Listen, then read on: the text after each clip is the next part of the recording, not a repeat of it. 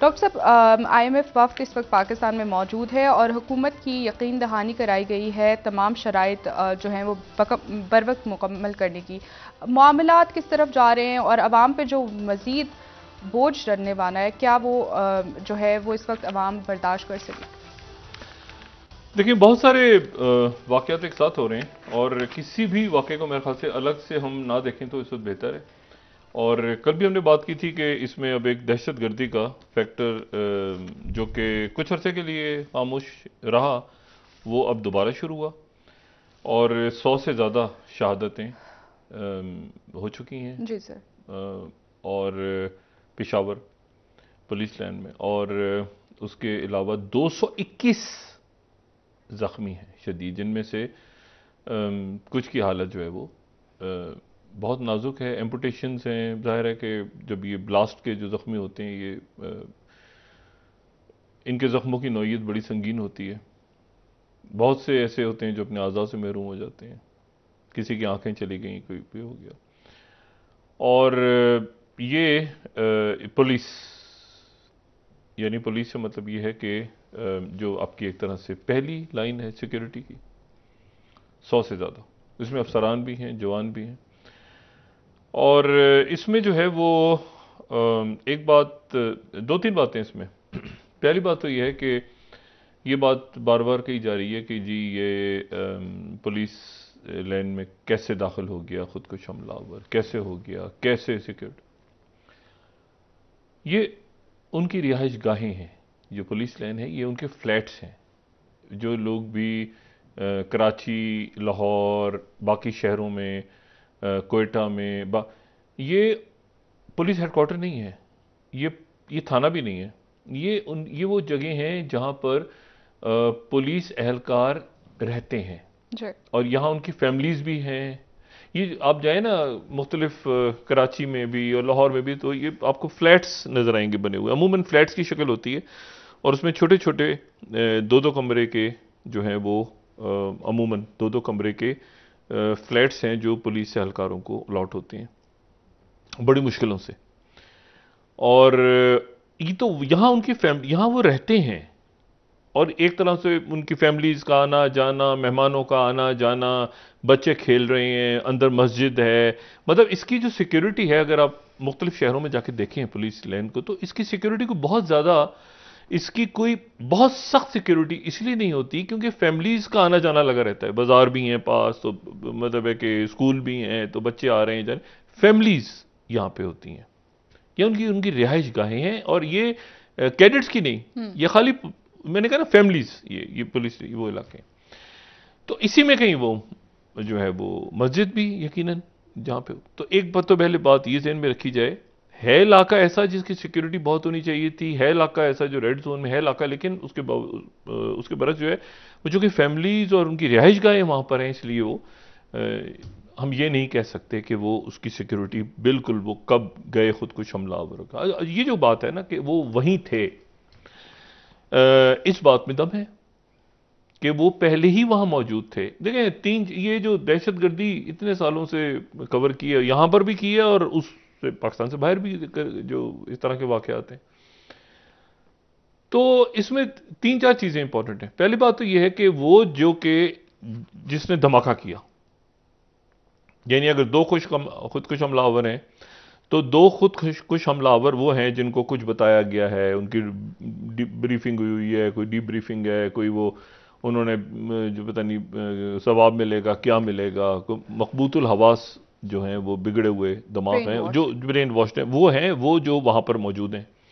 अब वो किसी के मेहमान भी हो सकते हैं, किसी के दोस्त अहबाब भी हो सकते हैं, किसी ने ठहरा दिया होगा। कई दफ़ा ये होता है वहाँ पे इस तरह की पुलिस लाइन में, मुझे नहीं पता यहाँ पेशावर में क्या हुआ, लेकिन ऐसा होता है कि वो किराए पे भी दिए होते हैं, जिनको नाम अलॉट होते हैं वो आगे किराए पे भी। अपार्टमेंट्स, जी एग्जैक्टली। बिल्कुल। तो एक तो वो हो गए जो कि खुदकुश हमला जिन्होंने किया। एक वो हैं जो इनके हैंडलर्स हैं।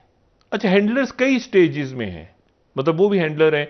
ये अगर इन्होंने वो जैकेट पहनी हुई है खुदकुश हमलावरों ने, तो इनकी जैकेट एक ख़ास जैकेट है, वो ख़ास दर्जी सीते हैं उसे।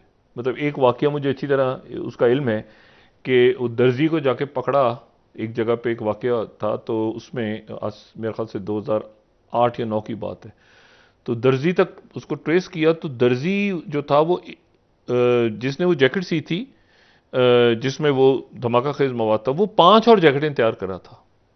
तो उसको छोड़ दिया गया था, उसको अंडर सर्वेलेंस रख दिया था कि कौन आके यहाँ से जैकेटें उठाता है। तो वो फिर उनको पकड़ा गया था। तो ये हैंडलर्स अब इसमें हैं। अब ये कब उनको, अच्छा वो जो आगे गए हैं उनको भी नहीं पता कि जी हमने कब ये ब्लास्ट करना है, उनको कितनी देर पहले वो मवाद फराहम किया गया, अचानक किया गया कि अच्छा भी फौरन जाओ और फौरन जाके यहाँ पे ब्लास्ट कर दो। क्योंकि इसमें ये नहीं कि वो बहुत दिनों से रख के बैठे हुए हैं अंदर, वो उनको थोड़े देर पहले अमूमन, मतलब मैं एक ज़हन में अपने तसव्वुर कर रहा हूँ कि इस तरह से होता रहा है कि वो हैंडलर्स ने आना जाना होगा हैंडलर का, अच्छा ऐसे ऐसे, अच्छा चलो ये जैकेट पहनो नमाज के बाद, अब जो 1-2 घंटे बाद हो रही है इसको तैयार करो जल्दी से और पहनो और जाके अंदर ब्लास्ट कर दो। तो हैंडलर्स फिर कई लेयर्स हैं उनकी हैंडलर्स की, मतलब एक वो हैंडलर है जो उसमें दर्जी भी है, उसमें किसी ने फ़ोन दिया होगा, फिर इस तरह से भी दरमियान में हो गया था कि वो खुद जो था वो, एक तो है ना कि वो खुद ऐसे करके उसने डोरी खींची और ब्लास्ट हो गया, एक होता पीछे चल रहा है और उस बंदे ने रिमोट से उसने रिमोट से सिंपली टेलीफोन किया और जो आगे खुद कुछ हमलावर है उसके यहाँ पे वो जो टेलीफोन है वो वाइब्रेट हुआ और ब्लास्ट हो गया। तो वो पीछे है और उसने, ये भी बहुत चला है सिलसिला, अभी तक चल रहा है पूरी दुनिया में। और तो ये हैंडलर्स फिर कई स्टेज तक, और फिर पैसे, फिर घर वालों का आना जाना, ट्रांसपोर्ट अरेंज करना, कोई ट्रांसपोर्ट अरेंज कर रहा है, कोई ये कर रहा है, कोई वो कर रहा है, वो सारा। और फिर पीछे कहीं इस कुर्रे अर्थ पे मास्टरमाइंड, यानी हैंडलर्स की एक लेयर और फिर एक मास्टरमाइंड जो कि कुर्रे अर्थ पे कहीं पर भी किसी भी मुल्क और किसी भी जगह पर जो मास्टरमाइंड है, जो इस खेल का, आप समझे ना कि इस बसात का जो जो मोहरों को हिला रहा है, ये तो मोहरे हैं ना। अच्छा, अब इसमें 2-3 बातें हम, तो पहली बात तो ये है कि अगर हम इसमें कहें कि इसमें इंटेलिजेंस का लैप्स हुआ है, तो फिर वो कई उसके मराहिल हैं। मतलब उसमें हमें ये नहीं देखना, फिर ऐसे केसेस में ये नहीं देखा जाता कि जी वो कब दाखिल हुए, कब क्या हुआ, क्योंकि बहुत ज़्यादा फिर वो एक कोई मुनज़्ज़म नेटवर्क है, प्रॉपर नेटवर्क है, जिसमें टेलीफोन की चैटिंग, वहाँ पे रिकॉर्ड, लोगों का आना जाना। देखो ये नहीं होता कि जी कौन दाखिल हुआ तो उसकी सीसीटीवी फुटेज नहीं, मतलब जो आप टेलीफोन से आप सिग्नल्स आप मॉनिटरिंग कर रहे हैं, आप देख रहे हैं आना जाना, आपकी सिक्योरिटी एजेंसीज हैं आपके बाकी, तो वो एक पूरा का पूरा वहाँ पर जियो फेंसिंग उस इलाके की, किसने क्या बात की, ये तमाम निशानात मिटा भी देते हैं, तब भी कोई ना कोई इसका खुरा मिलता है कि कौन है पीछे, यानी इसके पीछे कौन है और किसने किया। असल जो बात है ना, जो मैं यहाँ पे गुजारिश करूंगा अपने अकाबरीन से, वो ये कि हमारी पुलिस एहलकार हैं, और होता यह है कि इस तरह के वाकयात 1-2 दिन की खबरें बनती हैं और उसके बाद ही गायब। इन पुलिस एहलकारों को जो शहीद हुए हैं, इनको एक तो सलाम हम पेश करते हैं, अल्लाह ताला इनके दर्जात बुलंद फरमाए और सब्र अता फरमाए इनके अहले खाना। दूसरा ये कि खुदारा इनको और इनके अहले खाना को और इनके बच्चों को, मतलब है कि जो यहाँ पे होता है ना कि 2 दिन के बाद भूल गए सब, ये ना करें, ये ना करें इनको, इनके, क्योंकि उसकी वजह यह है कि इसमें असल जो पैगाम गया ना वो ये कि पूरी कौम डीमोरल, आपकी हिफाजत करने वाले ही निशाना बन गए जी। और ये कौम जो है वो पहले ही डीमोरलाइज्ड है, बहुत ज़्यादा परेशान, बहुत ज़्यादा यानी थके हुए बेजार लोग हैं, परेशान लोग हैं, माशी मुसीबतें आ रही हैं। ये कल जो कश्ती डूबी है तो 51 उसमें से अभी तक लाशें हैं जी, उसमें ज़्यादातर बच्चे उसमें से, और अभी तक तलाश जारी है। और परसों जो गाड़ी गिरी है खाई में, उसमें जो है वो कोई मेरे ख्याल से 48 की लाशें नहीं पहचानी गई, क्योंकि उनका डीएनए हो रहा है।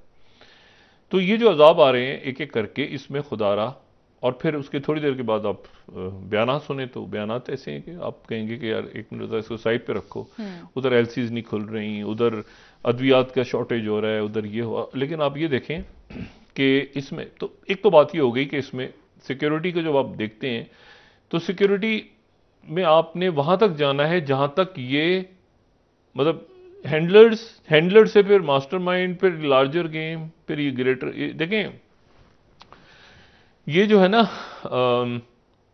मतलब ये यहाँ खित्ते में अमन आने वाला नहीं है, ये जहन में रखें। अफगानिस्तान अल्लाह खैर अमन करे। अमन अगर किसी का ख्याल है कि यहाँ से अमेरिका चला गया है और यहाँ अमन आ गया है, तो ऐसा नहीं होने जा रहा।